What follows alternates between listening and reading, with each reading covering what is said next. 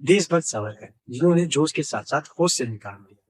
History में हम उन्हें ही याद रखते हैं जिन्होंने कभी भी ब्रिटिशर्स को कंप्लीटली न्यूट्रलाइज करने की बात नहीं की। विनायक सावरकर, गणेश दामोदर सावरकर, अनंत कानरे, उधम सिंह और दाजी नारायण जोशी, इनके जैसे कई जिनके नाम हिस्ट्री के कुछ पन्नों तक ही सीमित है। क्या विनायक दामोदर सावरकर के इस माफीनामे के कारण उन्हें गलत समझा जाता है? तो इस तरह तो गांधी जी का यह लेटर या राजा राम मोहन रॉय जहाँ यह कह रहे हैं कि वैदिक कल्चर को इंडिया से कम्प्लीटली रेडिकलाइज करना चाहिए।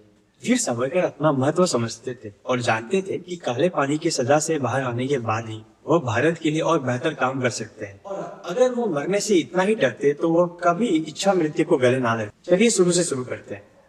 वीर सावरकर वो जिन्होंने लंदन से बॉम्ब मैनुअल इंडिया भेजे।